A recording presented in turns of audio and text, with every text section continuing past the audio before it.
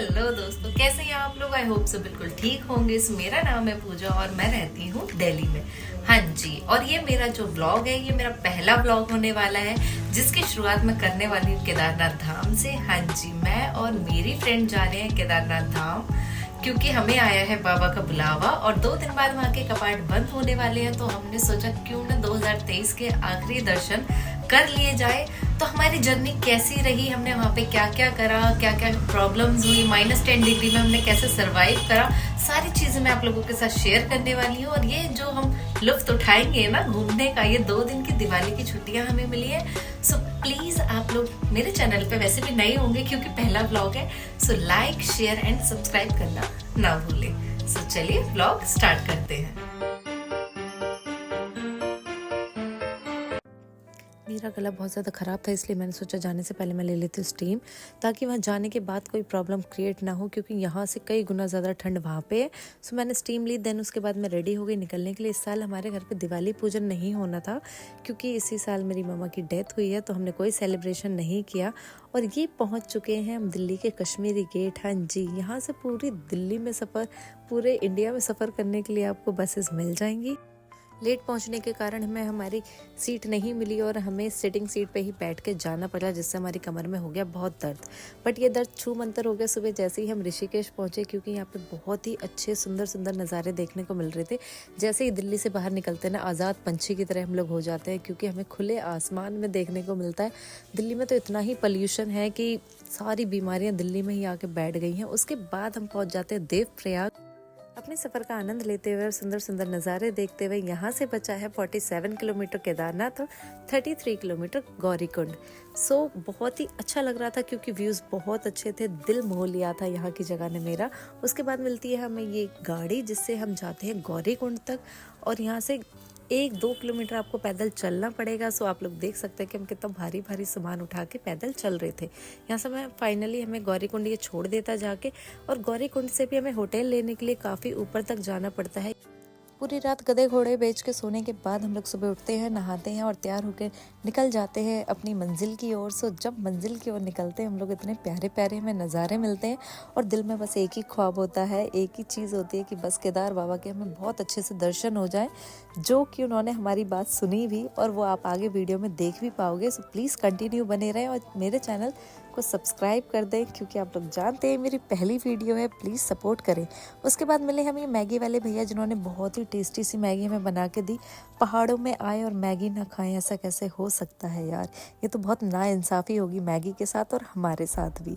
उसके बाद हमने मैगी खाई और निकल गए प्यारे प्यारे से वाटरफॉल देखते हुए। मैंने लाइफ में पहली बार इतने करीब से वाटरफॉल देखे। उसके बाद मिला मुझे ये प्यारा सा मेरा दोस्त जो खुद केदारनाथ की यात्रा कर रहा था। हमने इसे कितने टाइम से देखा, ये कंटिन्यू हमारे साथ चले जा रहा था। मैंने कहा चल तू भी कुछ खा ले, पेट भर यार। अब कुछ टाइम की यात्रा करने के बाद मैं इतनी ज़्यादा थक जाती हूँ और मुझे सांस लेने में प्रॉब्लम होती है, और जिस चीज़ के फेवर में मैं नहीं होती हूँ मुझे वो ही करनी पड़ती है क्योंकि मैं अपनी फ्रेंड से आधे रास्ते में बिछड़ जाती हूँ और मैं वहाँ से करती हूँ घोड़ा करने के बाद मैं उसके ऊपर जाती हूँ। घोड़े वाला मेरे से चार्ज करता है 2500, जबकि मैंने आधा रास्ता खुद ही तय करा था पैदल। जब मेरे बस की नहीं रही तो मैंने घोड़ा करा।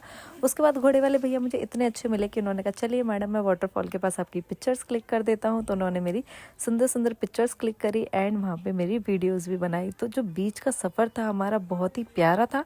यहाँ पे 2 दिन पहले हुई थी स्नोफॉल, आप लोग देख सकते हैं कितनी सारी बर्फ़ यहाँ पे पड़ी हुई है और मैंने इस बर्फ़ में खूब मौज मस्ती करी। और कहीं पे जाओ और आप नेचर को एक्सप्लोर ना करो, ऐसे कैसे हो सकता है यार।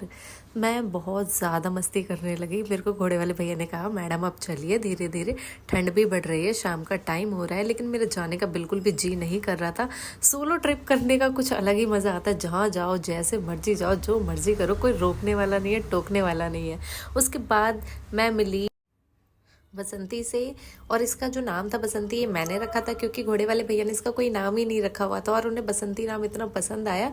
उसके बाद जैसे ही हम आगे बढ़े तो हमें मिला हेलीपैड। भैया कहने लगे जाओ जाओ यहाँ पे हेलीकॉप्टर आ रहा है, मैं आपकी वीडियो शूट कर देता हूँ। मैंने कहा ठीक है भैया आप वीडियो शूट कर दो यार, आप भी खुश हो जाओ, मेरा भी काम हो जाएगा। तो जो भैया थे यार वो बहुत ही अच्छे थे, उन्होंने मुझे बहुत सपोर्ट करा।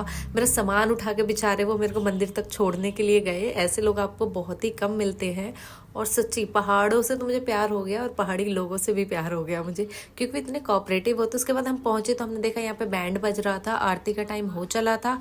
मैं इतने अच्छे टाइम पे पहुंची थी, जैसे ही मैं ऊपर पहुंची वैसे ही कपाट खुल गए। मैंने कहा वाह, महादेव जी को सिर्फ मेरा ही इंतजार था, ऐसे लग रहा है मुझे।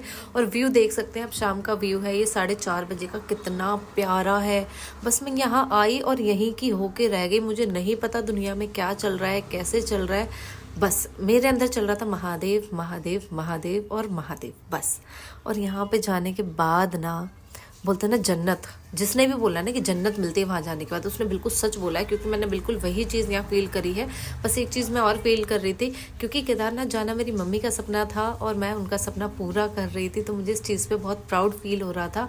आज मेरी मम्मा मेरे साथ नहीं है, मैं बहुत मिस कर रही थी वहाँ केदारनाथ बाबा को। मैं बोल रही थी काश अगर आप मुझे एक ऑप्शन दो ना ज़िंदगी में कुछ करने का, तो मैं अपनी मदर को वापस लाना चाहूँगी, क्योंकि उनके बिना मेरी दुनिया बिल्कुल ही अधूरी है।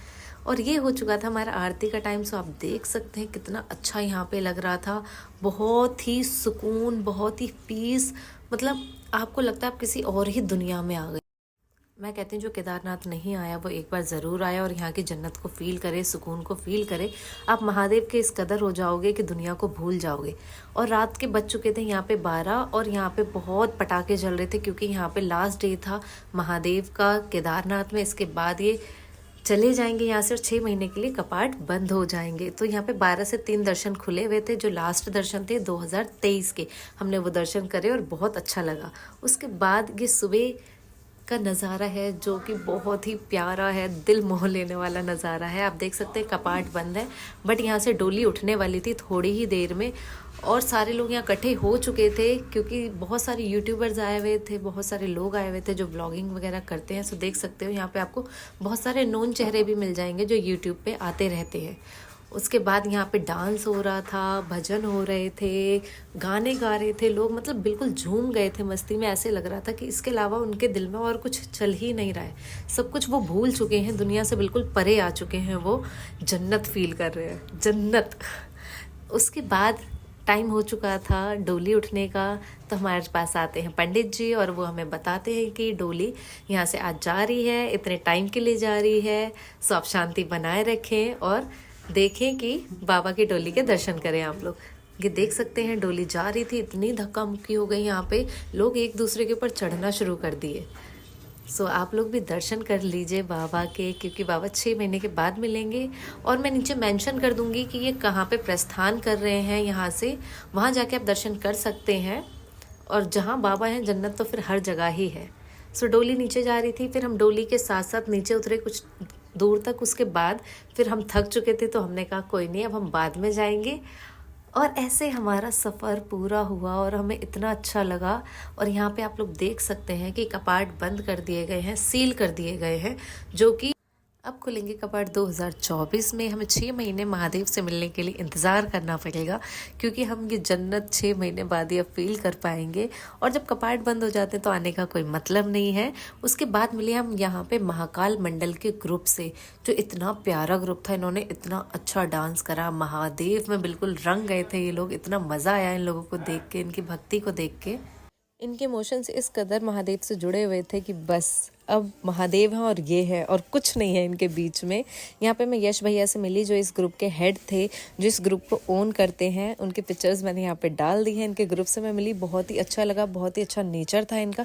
उसके बाद गए हम शंकराचार्य जी, श्री शंकराचार्य जी की मूर्ति के पास, जहाँ पे पूरा ये मंत्र लिखा हुआ था। इसको पढ़ा, बहुत ही अच्छा फील हुआ हमें। उसके बाद हमने कहा चलो मिलते हैं जिन्होंने खोज करी है केदारनाथ जी की। बहुत सारे लोगों को यहाँ की हिस्ट्री नहीं पता होगी, तो ज़रूर एक बार मेरी वीडियो देखने के बाद पढ़ लेना कि यहाँ की क्या हिस्ट्री है।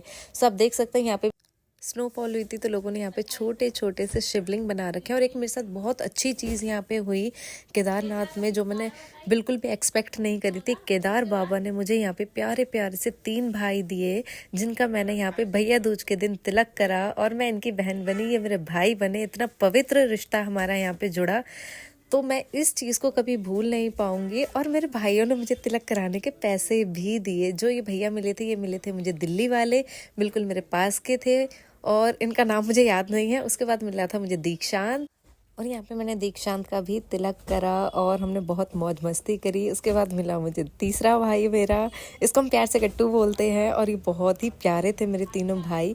उसके बाद आप देख सकते हैं कि 10:30 बजे का नज़ारा है यहाँ का। बिल्कुल केदारनाथ खाली हो चुका है। जो यहाँ के लोकल लोग हैं सिर्फ वही लोग बचे हैं और वो अपना सामान पैक करके यहाँ से जा रहे हैं। और हमने भी यहाँ से निकलने की तैयारी शुरू कर दी। और मेरी नज़र गई पीछे, तो मैंने देखा यहाँ पे लोगों ने बहुत सारे छोटे छोटे घर बना रखे हैं, अपने लिए मन्नतें मांगी हुई हैं। और यहाँ पे आप ये सामने की साइड में भीमशिला भी देख पाओगे। जब यहाँ पे आपदा आई थी तो ये भीमशिला बीच में आ गई थी, जिसकी वजह से पानी 2 भागों में बट गया था। और ये है मिलिट्री के हेलीकॉप्टर्स जो यहाँ से अपना अपना सामान, बोरिया बिस्तर उठा के 6 महीने के लिए रफू चक्कर हो जाएंगे। 6 महीने आपको कोई नज़र नहीं आएगा, सिर्फ यहाँ पे बर्फानी बाबा जी रह जाएंगे जो कि पीछे वाली साइड में रहते हैं। और आते टाइम हमने यहाँ पे बहुत भयंकर सा हादसा देखा, यहाँ पे एक्सीडेंट हुआ था। तो मैं यही कहूँगी, प्लीज़ पहाड़ों में गाड़ी धीरे चलाएं। आप अपनी नहीं, अपनी फैमिली की एक बार ज़रूर सोचें। फिर लग गई हमें भूख, आगे मिला हमें ढाबा।